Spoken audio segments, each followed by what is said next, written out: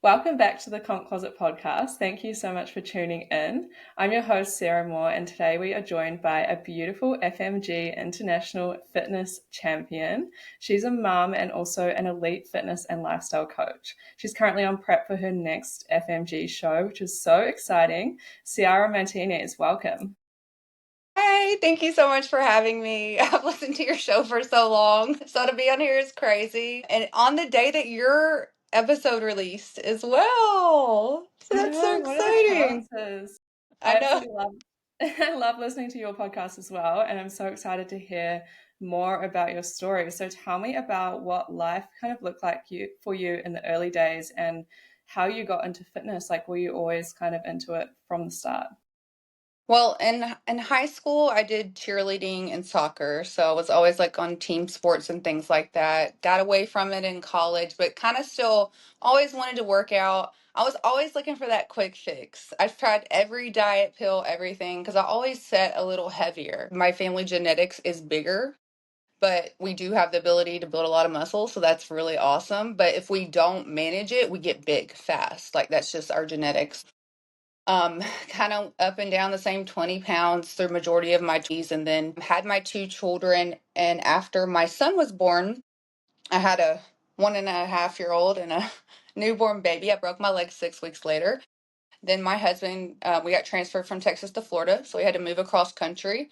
He's working 70 hours a week. I had a newborn baby and a toddler in a place where I knew no one, and I fell into a really deep depression. Was binge eating and drinking all the things and worked my way up to 225 pounds. So this was like 2016, and I was suicidal. It was horrible, and I was like, I can't be this type of mom. They do not deserve this to as an example for how a human should be, a mother, a woman, anything. So I slowly got my stuff together. I started doing the keto diet. That's how I lost majority of my weight. And then after I hit my goal weight at the time, it was like 70 pounds. I was like, oh, what else can I do? And then I was like, oh my God, I want to compete. And that was in like 2017 or 18. And then I just haven't looked back since then. Wow, that sounds like a massive transformation. I love that you became from such a dark place and managed to turn that around for your children and then take it so far as well. So, how did you actually make the decision to compete? Like, you obviously kind of wanted more out of it. Did you do some research? Did you talk to some coaches? Like, how did you take that next step? Well, started realizing that the body type that I admired was not just skinny, it was a muscular physique. And I started just, stuff starts coming across your feed, even back in the day on Instagram. And a lot of the back in the day WBFF girls like Hattie and Elena and like some of the originals, Stephanie, were coming up and stuff like that. And I was like, that's what I want to look like. And then I was like, found out they had a transformation category, and I was like, oh, that is perfect for me. So my first show, I did the transformation category. Bikini shouldn't have, obviously. And that was like, I was hooked. I was like, where have these people been all my life? This is what I want to do. I don't know how I'm gonna do it, but I'm gonna become a pro, and then I'm gonna become a champion, and then in one day I will be a world champion. Like I knew it then. I was hooked. Like it's crazy. Wow, yeah, I love that vision. So going from competing in transformation, like before you competed in that transformation category, did you have those big goals or did you think that you were just going to step on stage once and kind of see how it is? No, I did not have all those goals before that at all. Like, but it released or unleashed something inside of me, a self-belief, a confidence that I had never felt before. I showed up so much better. I didn't place, I didn't win, nothing like that, but I just showed up as a better human after that. And I just put it all together and I was like, this is going to be a part of my life for a long time, as long as my body will allow me to do it. Yeah, absolutely. I feel like a lot of us get into competing because we want more, but we also like, the aesthetics of it and changing our body. But then once you get into it, you realize there's so much more to it. Like, Hmm. you improve your mindset. And then when you go through a hard prep and hard things, you realize you can do so much more. And it just like spirals into the rest of your life, right? Like, do you feel like it's changed things for you outside of your aesthetics and your actual body? The body is like a byproduct. That's like the little cherry on top. I mean, it's truly developed me as a human. I don't know how. It's just made me a better human overall. The way I speak to people, the way I connect with people, the way I coach people, the way I talk to my children, everything. It just outpours everywhere.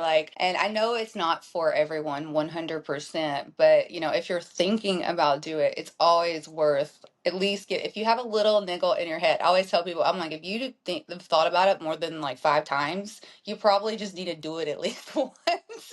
You know what I mean? It's like when you go to the store and there's that shirt that you really like, but you don't buy and you keep thinking about it. You like got to go back and buy it, right? Yes, that is so true. So you did the transformation category, and then how many shows have you done now? 9. Wow. Wow. Yes. Yeah. And how many But shows I did it did take 10 you? preps. So I had one show that didn't go through, unfortunately, my last one. Yeah. Yeah. And then how many shows did it take you to go pro and then become a pro champion? 5 shows to go pro. So 5 shows from 2018. It was end of 2020 was when I actually went pro. And then I got my crown. Here it is right here. Stunning. Man, that thing means so much to me. Y'all don't even know. Yeah. I got my crown in 2023. That really meant a lot to me because that was my second show back after having my third child. So Wow. That's incredible. And how did it feel when they called out your name as the winner of the crown? I was crying ugly. I have like 2 good pictures where I'm actually smiling because I'm a real emotional person. And I was just ecstatic. Some of my family was able to come, my husband was able to be there, and I've done a lot of shows where I've been there by myself. So it was just like everything was kind of lined up beautifully for it. I felt really supported. I worked so hard and so many years for it. Everyone just sees the end, you know what I mean? And they don't realize how long it's been. It's just like, and it's not even about the crown, it's like a symbol of the work to me. Don't get me wrong, I love wearing that thing, but I mean, this doesn't do anything for you in real life, right? It's what I've learned along the way and the person I've become that is like the ultimate win. Like even the last show where I didn't do as well as I would have liked to, I transformed so much. Like the prize of that show was the process for me, like 100%. Do you have any advice for someone who has just started competing and they want to go pro or they want to win a crown, but they've only done like 1 or 2 shows?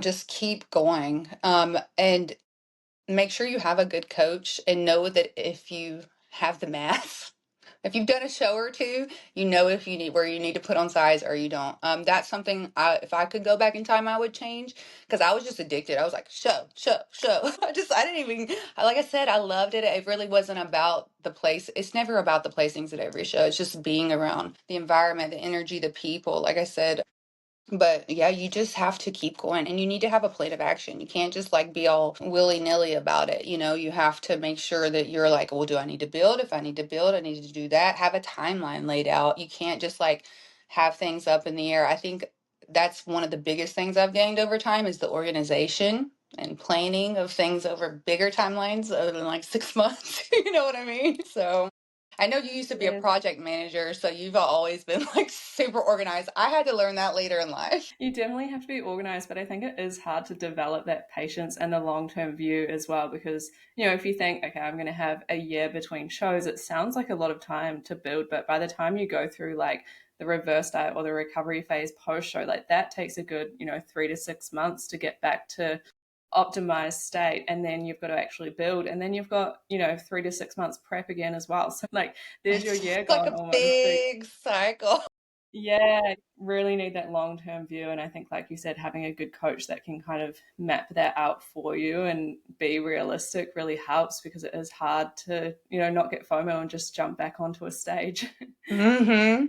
Yeah. I mean, it really is. I mean, even just this weekend, like I just want to, I'm like, maybe I should just hop in, but I can't. I'm not Yeah. ready at all. It's hard to build that patience. So how did becoming a mum influence your fitness journey and your lifestyle choices? I mean, they're the ultimate reason I changed everything. because I didn't have the best example set for me in terms of like how to eat and, how we were active, but it wasn't like, let's go on a walk every day or something like that. So I just want, I think a lot of, my mindset issues, the depression issues and things that I've dealt with are obviously a product of our upbringing that affects a lot how we develop as a human. And I've had to retrain all that stuff. I don't want them to have to go through that. Like all I know is that if I set the best possible example ever, that's, I'm doing some bit of a good job there because, I'm their biggest influence. So, yeah. Yeah, that's so beautiful. And I know a lot of women struggle to find times for themselves after becoming mothers. And you are obviously doing a lot. You're prepping for a show, you're coaching, you've got a podcast, so many things going on. So how do you manage to fit training and comp prep into your busy life with all of your responsibilities as a mom as well? Well, I get up about like 3:30 every day. I really do. I have a lot of stuff done before anyone's even awake in my house. I've already done my cardio, I've already showered, I've already done a sauna session, I've already done a first check-in on my computer with my clients. And then it's like get them ready for school. They're headed to school, then me and the little guy, we actually walk to the gym and we walk back. Like it's just about like for steps, it's just like how can I integrate spending time and stuff with them. When I'm down there meal prepping, they're home from school, I'm simultaneously helping with homework, whatever they need. So it's a balance. It's time blocking, it's scheduling, but also at the same time, I do have to be flexible sometimes because three kids, I mean, someone's sick or has whatever, trauma. Like my 3-year-old, that's part of the reason that I had to pull out of that last show because he went through a very difficult time and I was just in flat, like fight or flight from the moment I woke up to the moment I went to sleep. My body just stopped responding. I was getting physically ill like multiple times a week. So, but luckily he's out of that. Thank God. But Yeah, yeah, it's just not making it, they're so used to it. It's been their whole life. And I don't make it like it's all about me or anything. It's just like in the background, kind of. You know what I mean? yeah, it sounds like it's kind of part of your normal routine with them as well. And you're Hmm. obviously giving them a lot of time too. I know a lot of mums that also compete or want to compete, they struggle a bit with guilt, fitting in things for themselves around their shows. So, how have you dealt with that? So I wouldn't say I've ever had mom guilt because I have devoted so much time and still do to my children because they are my number one priority. So I look at it like this. When I wasn't doing something for myself, where was I? 125 pounds, miserable, depressed, on like 5 medications for anxiety and depression, a zombie shell of a human being. When I do this, what type of mom am I? I'm present, I'm available, I'm setting a good example.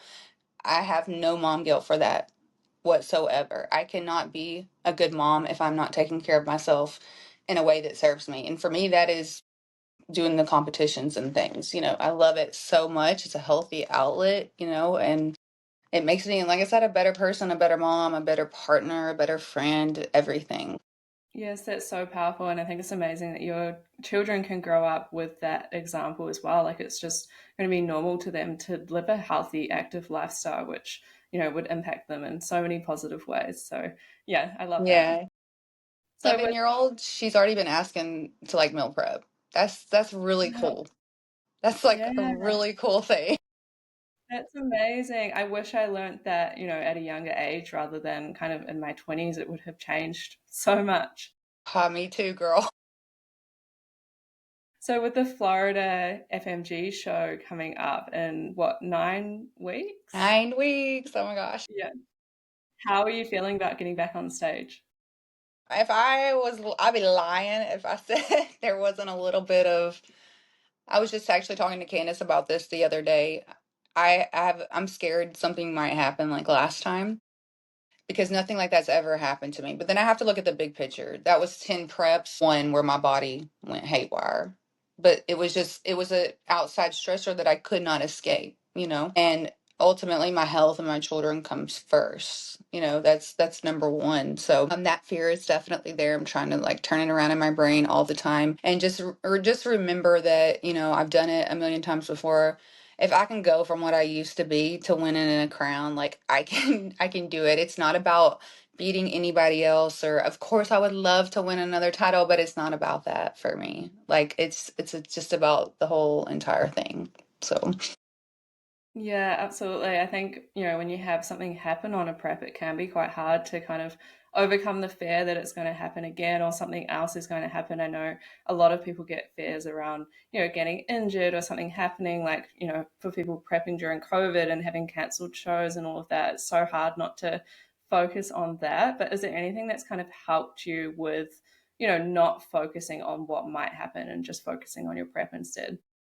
I am trying to like it some days it gets so bad, Sarah, honestly. I've struggled with mental health my entire life. So like my thoughts, they run rampant if I don't control it. I have to do things in like 5-minute increments sometimes. Literally like, okay, for this 5 minutes, I'm going to wash the dishes. For this 5 minutes, it just slows my brain down a little bit and makes me like focus on something for a quick amount of time because I'm also ADD. So I'm like, but it helps me slow it down, so I get hyper focused on things, and I'm not medicated or anything anymore for that.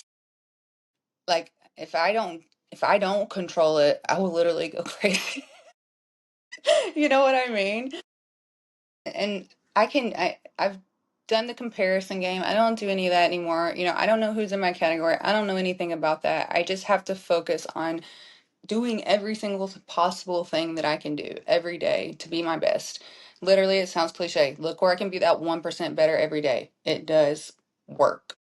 Because, like, Yeah. maybe it's like literally a 5-minute mealtime shift. Maybe it's like, well, I was short 2 ounces of water every little sip, or like, am I getting tighter and tighter on my food? I'm not eyeballing that 85 gram of chicken, even though I know I can literally, it's like a magic trick. I can put it on there. It's exactly 85. It's a lot of mindset work. I mean, that's the biggest prize of all is like developing this and learning how to control your emotions and not let those dictate your behaviors because that will ruin your life if you live off of your emotions. Yeah, I think that sounds really powerful. Just, focusing on things for 5 minutes and focusing on that short term view rather than the whole bigger picture, which can definitely be a little overwhelming. Do you Mm-hmm. still get nervous at all about stepping on stage? 1,000%. I'm like a baby giraffe up there in high heels. No, like it's literally, I've blacked out so many times. If I didn't have photos and videos, I don't even know. I wouldn't remember it. I get really, like I said, I deal with anxiety. I get really anxious. My palms sweat, my feet sweat, and I shake a lot. Everyone says to turn that into excitement, but those are two different feelings in my body. So I've never been able to master that. If you got any tips, send them my way. And everyone's like, if you're so confident, you've done everything and you're prepared, you'll know that you're doing your best. I'm like, I do everything. I think it's just a stage fright thing. And that's another reason that I continue to do it. Ultimately, we are paying to have someone else judge our bodies. And if I wasn't a little bit scared, then it wouldn't be fun anymore either.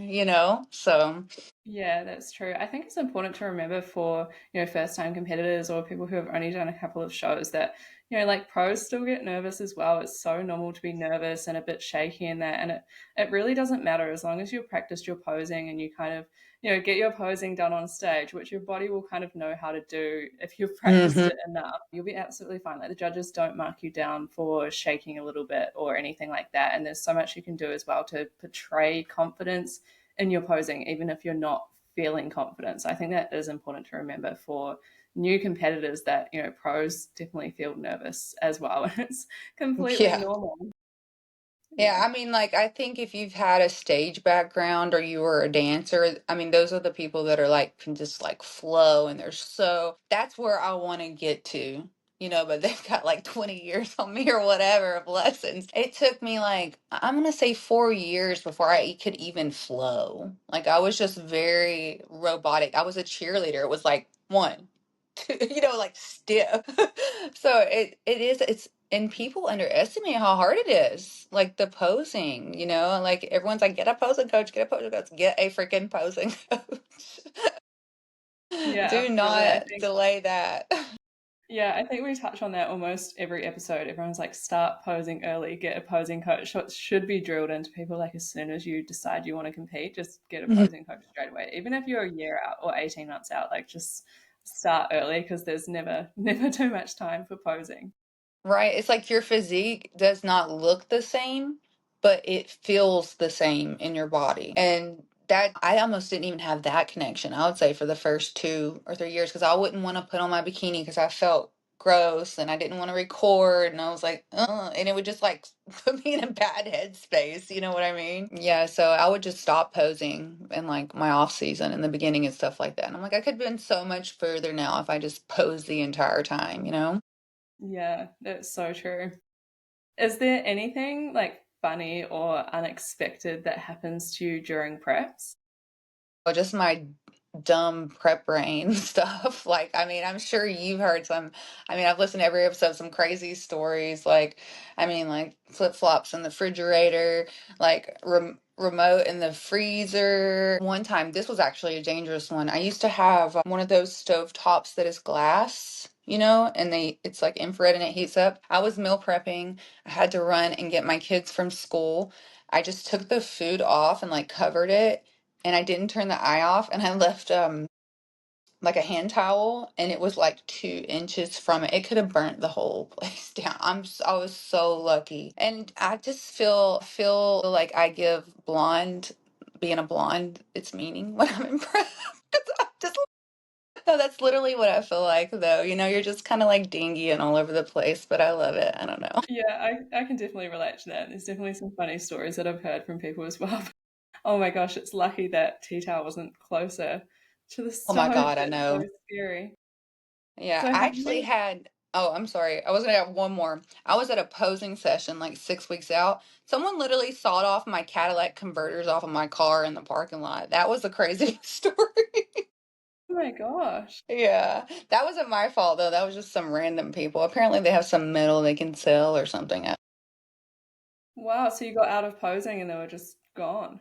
Well, I went to start my car, and when they do that, it sounds like one of those race cars. It's like, whoa, and like all these people were looking at me. It's me and my daughter because I drive a big old Toyota Sequoia, and I was like, I don't know what's happening. And I was like, your emotional capacity to handle things is Mhm. just not there.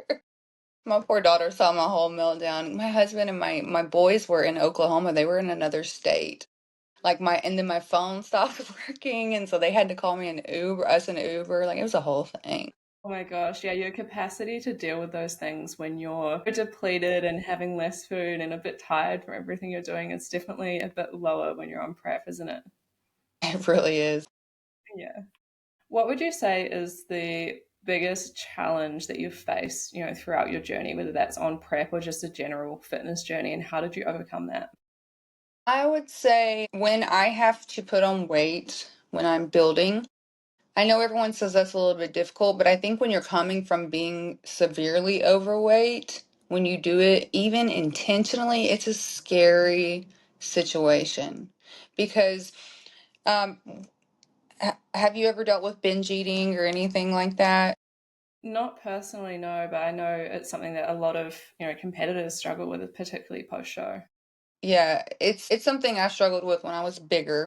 I've got a really good hold on it, but I feel it creep in when I'm building because sometimes we have to eat more than we necessarily want to eat, right? So then I'm forcing it. I'm like, well, I'm already forcing it. I might as well, here come these thoughts. I might as well eat what I want and eat this or eat that. And then it's just like those games, they start to play in my mind, and I don't like that. I don't even like being there anymore. And, I would like to say also that when you get your body to a certain point, you have to think about what you're going to look like walking around when you're not on stage. Like, how big do you really want to get, right? So I think when you have a certain amount of density, you can build from a leaner state versus than if it's like your first build or something like that. Would you not agree?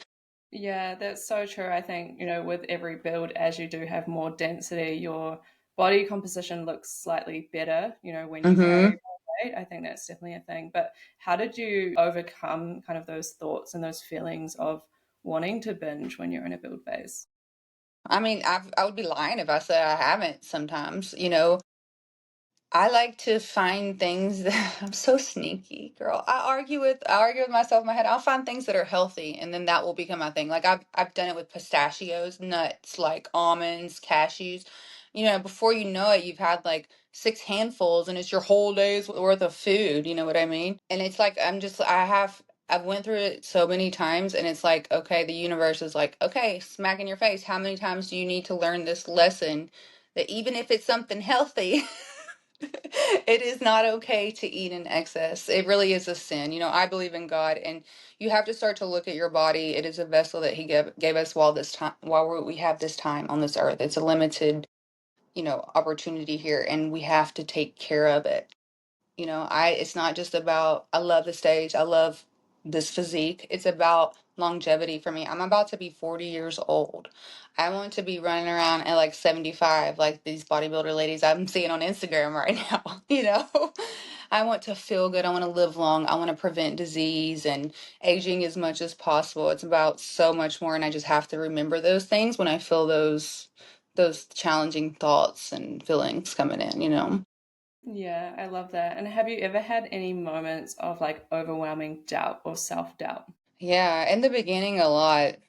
Even after my last show, I'm not gonna lie, because, with the switch of the federation and everything, everything's a little different, what they're looking for. And to be fair, the shows over there in Australia, they're just night. I feel like they're a lot different than ours over here. Our physiques were always a little bit softer. We're working on improving it though, girl. Like when you were on ours, I'm like, what do y'all have in the water? What's in the food? Why is I mean, like I've been training for almost 10 years. I don't understand.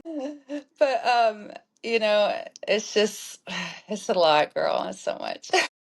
Yeah, and how do you kind of overcome those feelings of self-doubt? I know you mentioned before that you try not to get into the trap of comparing yourself to others and things, but is there anything else that helps you?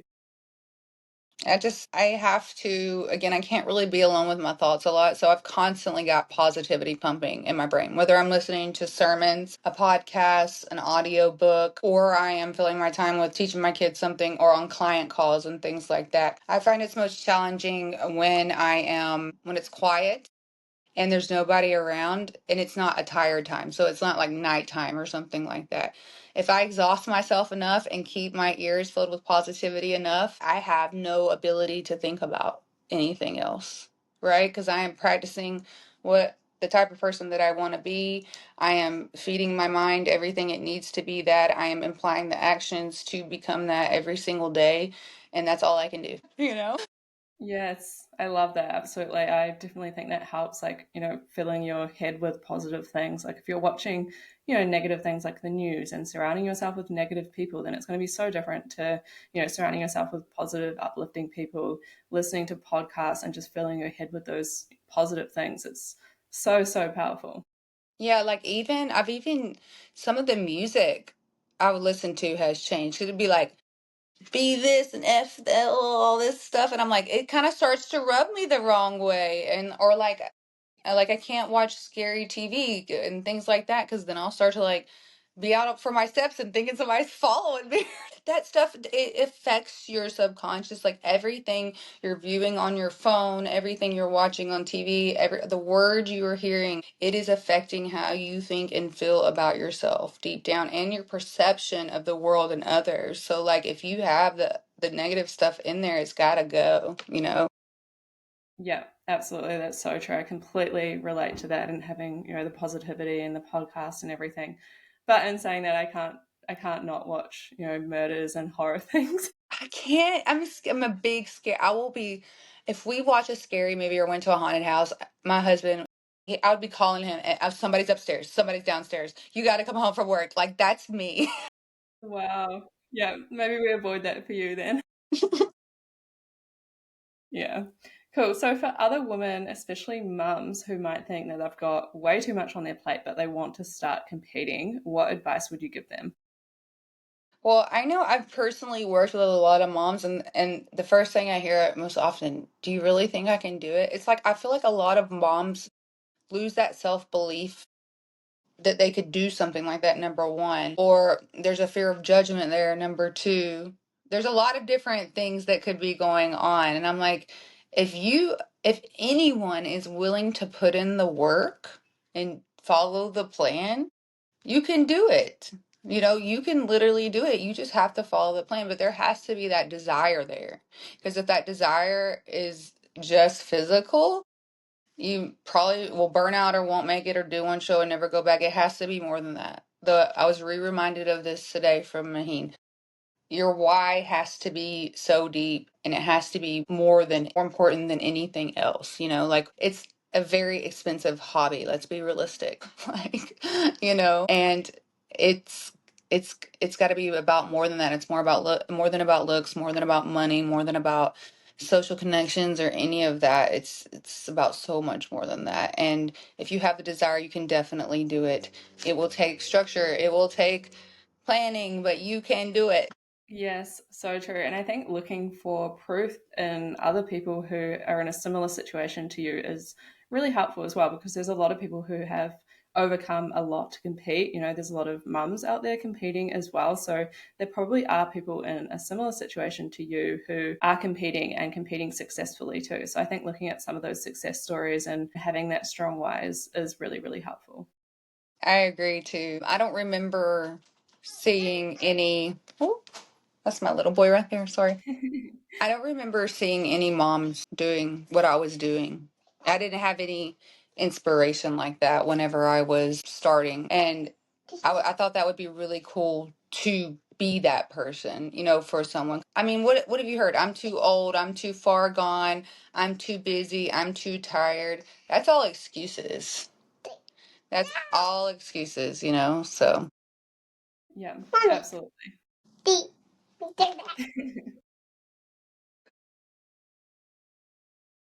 go show daddy. Go show daddy. That's mom life right there. Daddy is supposed to be watching him. Go find daddy and get a candy. What's this called? Sorry about that. What's That's this called? okay. So, looking ahead, what are your competitive goals after the FMG Florida show? Well, one day I will be a world champion. I've said it for a million years, a million different times, a million different ways, and it will happen. It might be when I'm like 45 plus. It might be a 55 plus category by then, but it will happen one day. Yes, 100%. I definitely want to see that happen, and I know it will happen for you one day. So, for anyone who wants to follow your journey and hopefully see you win that world championship one day, where can they find you online? I am mainly active on Instagram at Keto Goddess Mama. I'm on Facebook, but I don't really use it or anything like that. So Okay, amazing. Well, I'll link that down below so that people can find you. Thank you so much for coming on and sharing your story and sharing your advice. It really is so, so inspiring. thank you so much. I'm so sorry. That's okay. Daddy just came and got him. I'm sure a lot I'm of so sorry for that little interruption there.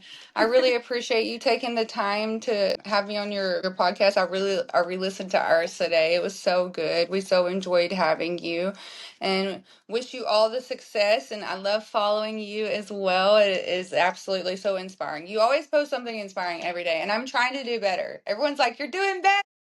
Do a little bit more better. That is the thing though. One thing about being a mom is like Instagram comes last. So I yeah. do need to do better about that. So I might need to be reaching out to you soon. Yes, definitely. We'll chat after this. So thank you so, so much. I think, this episode will be so helpful for our listeners and to all of our listeners as well. If you could take a moment to follow the show on Spotify or Apple Podcasts or YouTube, whatever you're watching on, it really does help us to grow. Leave a rating as well and share it to your Instagram stories and tag us. Let us know what you learned or what you're doing while you listen to the podcast. We really do love to see it. Thanks so much. Thanks.